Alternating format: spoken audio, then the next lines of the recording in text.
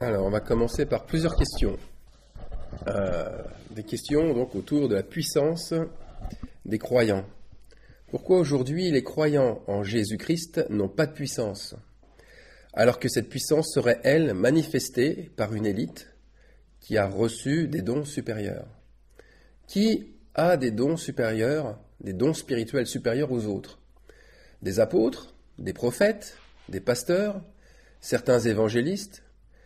Est-ce que Dieu ferait des privilèges? Est-ce qu'il ferait des privilégiés? Dieu ne donnerait-il ses dons qu'à certains et peu aux autres? Ça, c'est ce qu'on nous dit, c'est ce qu'on a entendu dans les églises institutions. Mais est-ce bien la vérité? Les disciples de Jésus ont-ils reçu pour certains plus que d'autres? Pierre et Jean, pour ne pas les nommer, ont-ils un don supérieur? Judas Iscariote a-t-il été négligé quant à lui? Alors non, c'est faux, bien sûr. Moi, je ne reconnais pas du tout mon bien-aimé dans tout cela, ni le cœur de mon Sauveur dans un tel acte, dans une telle discrimination. Le mérite n'a jamais été un critère de sélection pour le Seigneur. Paul, lui-même, dans le premier livre des Corinthiens au chapitre 12, insiste sur l'Esprit en disant que l'Esprit distribue les dons à chacun comme il le veut. Il y a donc une libre circulation des dons dans le corps de Christ. Mais si le corps est séparé, s'il y a des divisions, eh bien les dons sont coupés. Et c'est ce qui se passe aujourd'hui en temps d'apostasie. Il y a pour certains une course effrénée pour s'accaparer des dons, alors que les autres s'en trouvent dépourvus. Par exemple, aujourd'hui, on entend les mêmes personnes, ou la même personne manifester des paroles de connaissance, des paroles de sagesse, de foi. Pourquoi l'Esprit ne parlerait-il pas à travers les autres aussi à d'autres moments? Le diable, quant à lui, il aime mettre sa pensée, qui est toujours orientée vers des élites. Des élites plus intelligentes, plus instruites, plus sages, plus ointes que les autres. Les autres n'ont qu'à bien regarder et surtout à pourvoir financièrement au ministère des meilleurs et à promouvoir leur grande spiritualité. Alors c'est vrai qu'il y a quand même Luc 12, 48, qui peut prêter à confusion. Et si on ne tient pas compte du contexte, on peut un petit peu tout mélanger. Luc 12, 48. On demandera beaucoup à qui l'on a beaucoup donné, et on exigera davantage de celui à qui l'on a beaucoup confié. Le contexte ici, c'est le ministère, mais ce n'est pas les dons. Luc précise que ce serviteur connaît la volonté de son maître. C'est donc un serviteur qui se spécialise dans les Écritures et dans l'enseignement. C'est un ministère d'apôtre, un ministère de pasteur, qui reçoit la nourriture spirituelle du maître. On lui confie donc beaucoup, car c'est l'honneur de Dieu qu'il porte, en portant sa parole. Eh bien, ces croyants se sont mis en charge d'enseigner, et en cela, il leur sera demandé ce qu'ils ont fait de la parole. Ils ont donc une plus grande responsabilité, mais ils n'ont pas plus de dons spirituels que les brebis qu'ils enseignent. Ils ont au contraire le rôle de libérer les dons de ceux sur qui ils veillent pour que la diversité des dons s'exprime.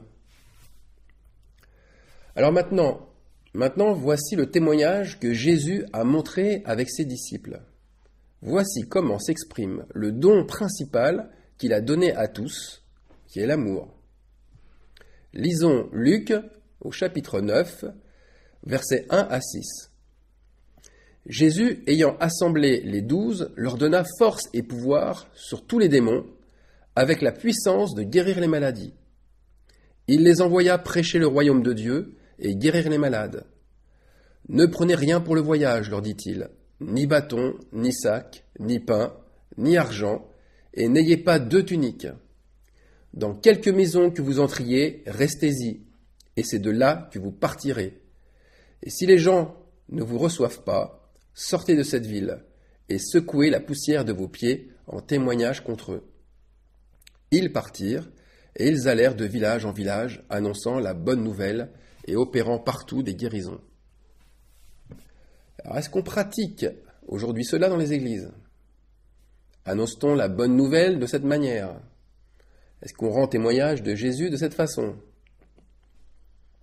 Ou enseigne-t-on d'aller chez les gens, les mains dans les poches, sans sac de voyage, sans argent, sans de quoi manger, en n'ayant aucun vêtement de rechange? C'est ce qu'on vient de lire. Ça paraît complètement fou, ça paraît complètement insensé. Pourquoi prendre le risque de devenir comme un SDF, de finir sa journée sur le trottoir ou dans une gare sans rien avoir à manger, ni où savoir où dormir? Est-ce qu'on ne nous a pas appris le contraire, à être plutôt des exemples, dans le don, dans le partage, à donner à celui qui est dans le besoin? Pourtant, tous les disciples avec Jésus n'ont-ils pas été enseignés à faire autrement? Jésus leur a-t-il enseigné de soigner leur apparence et d'aller de porte en porte avec des tracts, par exemple?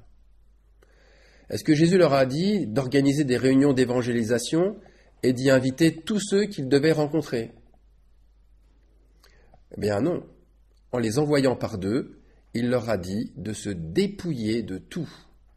J'ai bien dit dépouiller absolument de tout, au risque de passer pour des minables, au risque de passer pour des pauvres, des démunis, des sans-abri. Là, c'est vraiment difficile de prêcher l'abondance dans ces conditions. C'est très difficile de prêcher la bénédiction matérielle avec un tel enseignement. Encore plus difficile de dire qu'avec Jésus, l'être nouveau, celui qui est né d'en haut, change de statut social, qu'il s'élèvera dans la société et qu'il attirera l'admiration et l'envie de son prochain. Pourtant, ce qui est clair, c'est que les disciples, en témoignant comme Jésus, avaient la force et le pouvoir sur tous les démons, sans exception, et ils avaient la puissance de guérir la maladie, quelle qu'elle soit. Jésus a-t-il changé la stratégie? A-t-il changé de stratégie aujourd'hui? Eh bien non, bien sûr, puisque cette manière est plus vieille que lui, quand il était dans la chair. C'est son Père céleste, invisible, qui l'a inspiré. Mais je vous pose une question un peu spéciale. Est-ce lui qui a manifesté en premier cette manière de faire, ou bien d'autres avant lui l'ont-ils fait? Eh bien moi, je pense forcément à quelqu'un de bien particulier, que tout le monde connaît si on connaît bien l'Ancien Testament, à Élie, le prophète Élie le Tishbite. Dans le premier livre des Rois, au chapitre 17, la parole de l'Éternel n'appelle pas Élie pour se rendre à un banquet, elle l'appelle pas pour participer à une grande réunion où il pourra parler des bénédictions de Dieu à venir. Non, Dieu, après l'annonce de terribles jours de famine et de sécheresse par la bouche de son prophète, eh bien Dieu envoie Élie se cacher dans un endroit désertique où seuls des corbeaux lui donneront sa nourriture et où un torrent presque à sec lui donnera pour un moment seulement de l'eau. Puis, sans qu'il n'ait plus rien, absolument plus rien, dans le dénuement le plus complet, c'est là que commencera sa mission. La parole de l'Éternel lui fut adressée en ces mots. « Lève-toi, va à Sarepta, car j'ai donné l'ordre à une veuve de te nourrir. » Cette pauvre femme n'avait à peine de quoi se nourrir, elle, et nourrir son fils. Élie aurait dû même se sentir gêné et même honteux de lui demander un gâteau. C'était leur enlever le dernier aliment de leur bouche à elle et à son fils. Élie lui a juste dit la chose suivante. « Ne crains point, la farine qui est dans le pot ne manquera pas, et l'huile dans la cruche ne diminuera pas non plus. » Le fils de la veuve tomba ensuite malade, même très malade, à tel point qu'il en mourut. C'est alors qu'Élie invoqua l'Éternel, et l'âme de l'enfant revint en lui. C'est ce qu'on lit dans le chapitre 17. Voyez-vous, le miracle de la multiplication alimentaire et le miracle de la résurrection étaient à ce prix-là. Élie avait rendu témoignage en son temps, de la même manière que l'ont fait plusieurs siècles plus tard les disciples et Jésus de Nazareth lui-même. Élie montrait déjà à son époque comment exercer le témoignage d'un disciple accompli. Il était, sans qu'il ait vu son maître le faire, déjà comme son maître Yeshua. Élie témoignait de l'amour de Dieu car il était dans le besoin. Dieu ne l'a pas nourri comme un roi pendant la famine qu'il avait annoncée. Bien au contraire, il l'a mis volontairement dans le besoin. Il l'a mis volontairement dans la dépendance complète à son égard. Pourquoi ? Pour que les cœurs se révèlent. Pour que l'amour se réveille. Voilà le mobile le plus important. Que l'amour se réveille. C'est comme ça que tous les prophètes ont réveillé l'amour. Mais attention, d'abord chez eux, en eux-mêmes, puis ensuite chez les autres. Ils n'ont pas prié assis, chaudement, vêtus, chez eux, pour que naisse l'amour chez les autres. Ils ont agi pour que les circonstances provoquent l'amour, voyez-vous. Alors pourquoi aujourd'hui est-ce si important d'avoir les yeux rivés sur Élie ? Je n'ai pas pris Élie au hasard. Parce que, pourquoi en 2017, Élie a-t-il autant d'importance pour un croyant ? Lui qui est vieux de siècles et de siècles, hein. Ça fait je ne sais pas combien de siècles avant Jésus que son histoire durait. Eh bien, car c'est lui, Élie, qui ramènera le cœur des enfants vers leur père. Et Malachie 4, c'est plus que d'actualité. C'est lui qui doit venir rétablir toute chose avant que l'enlèvement, la transfiguration se fasse. C'est lui aussi qui est là au moment de la fournaise. On va relire Malachie 4, chapitre 1. Car voici le jour vient, ardent comme une fournaise. Tous les hautains et tous les méchants seront comme du chaume. Le jour qui vient les embrasera, dit l'Éternel des armées. Il ne leur laissera ni racines ni rameaux. Mais pour vous qui craignez mon nom, se lèvera le soleil de la justice, et la guérison sera sous ses ailes. Vous sortirez et vous sauterez comme les veaux d'une étable, et vous foulerez les méchants, car ils seront comme de la cendre sous la plante de vos pieds, au jour que je prépare, dit l'Éternel des armées. Qu'est-ce qu'on nous annonce là ? Que le témoignage véritable sera sous les ailes des élus. Les élus seront comme des aigles et propageront la guérison et exerceront la justice. Ils ne resteront pas cloîtrés comme des prisonniers apeurés chez eux, à attendre d'être transfigurés. Ils sortent et sautent comme les veaux d'une étable. Maintenant, on va continuer au verset 4. Souvenez-vous de la loi de Moïse, mon serviteur, auquel j'ai prescrit en Horeb pour tout Israël des préceptes et des ordonnances. Là, comment ne pas se souvenir, comment ne pas penser aux ordonnances qui concernent les jours de repentance et de purification du chapitre 12 du livre de Lévitique. Encore ici, ça prend tout son sens. On continue au verset 5. Voici, je vous enverrai Élie, le prophète, avant que le jour de l'Éternel arrive, ce jour grand et redoutable. Il ramènera le cœur des pères à leurs enfants, et le cœur des enfants à leurs pères, de peur que je ne vienne frapper le pays d'interdit. Alors maintenant, on va lire Marc, chapitre 9, verset 11. Et ce chapitre, ou plutôt ce verset, se situe juste après la transfiguration.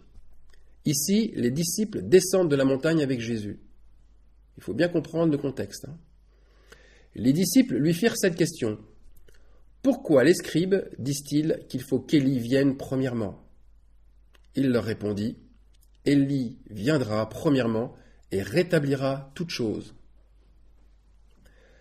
Que doit rétablir en premier Élie avant la transfiguration ?